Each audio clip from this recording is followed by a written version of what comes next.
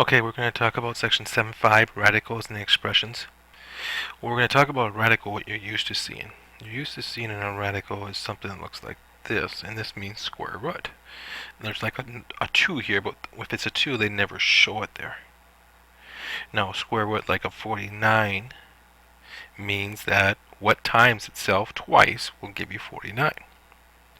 Now, a couple of things we can do, it doesn't always have to be a square root. It could be a 3 in here. This is cube root, and then cube root of, let's say, 27. This cube root, what times itself 3 times, will give you 27, which would be 3. Now, a couple of things here. This part here, the root part, the number here, even though it's not shown here, is called the index. That means which is the root. Then you get the radical sign, and then the number underneath, what you're trying to get to, is called the radicand as you go through. So you have to know the parts of a radical expression. Now to simplify some down here, we have a cube root of 125. Now the cube root of 125, if you think about it, what times itself 3 times will give you 125.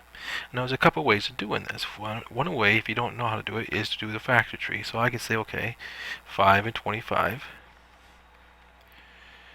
5 and 5. Now my prime factorization is 5 times 5 times 5. So the cube root means takes groups of 3. There's only this, groups of 3, so therefore the cube root of this is 5. Fourth root is 16, so we're going to do the factor tree here, 2 and 8, 2 and 4, 2 and 2. So the prime factorization of this is 2 times 2 times 2 times 2. We're going to do groups of 4, so there's only group 1, group of 4, so the answer to this is 2.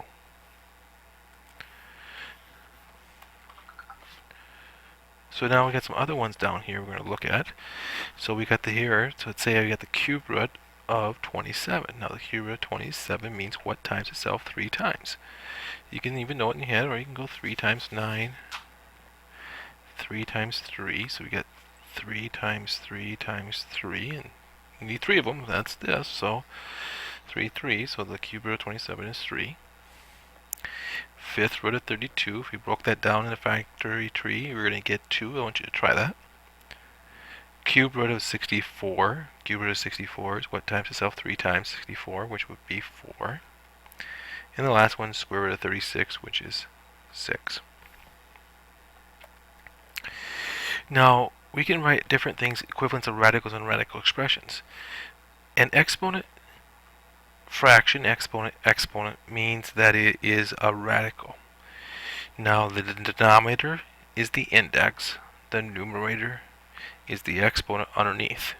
So for example, what is this in radical form? Well, this would be the 5th root of 64a to the 4th power. Now we can simplify this down a little bit, but that's what it would be down right now, is 64a to the 4th. Now if we want to simplify it down, you can say it's the 5th root of 64 times the 5th root of a to the 4th. Now 5th root of 64, 2 times 2 is 4, 8, 16, 32. So what we can do is simplify it down a little bit more. What we can do on here, let's do the prime factorization of 64. We would have 2 times 32, 2 times 16, 2 times 8, 2 times 4, and 2 times 2. So 64 would be 2 times 2 times 2, 3, 4, 5, 6 of them. Now we're doing 5th root, so we circle 5 of them. So this part right here can be simplified down to, there's a 2 on the outside. Now notice there's a 2 left over, so that stays in the 5th root. That stays in the 5th root of 2. Now this one we can't break down, so we're going to leave that in the 5th root, so we're going to say a to the 4th. So because both of these would be under the 5th root. Here's another one down here we can look at. It says write in exponential form. Well, we get 5th root of b to the 3rd exponential. Well, remember that the 3rd is the numerator of the exponent, and the index is the root denominator, so that'd be b to the 3/5. It says write in exponential form and simplify. Well, we can go like this and go 27 d to the 5th, and then index is 3, and on outside, we can think about the outside as 1, so we can think about it as 1/3 power on the outside. Now, a way we can simplify this is this goes through both. The 1/3 applies to both, so I'm going to put a 1 up here. When we have an exponent to exponent, we multiply, so we're going to get 27 to the 1/3 power times d to the 5/3 power. Now we're going to simplify. 27 to the 1/3. Cube root of 27 is 3, so we know that answer. Now d to the 5/3 power.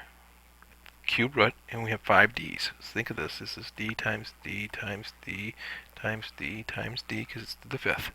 Cube root means we take groups of 3. So one of the d's are going to come out. There's going to be 2 left over.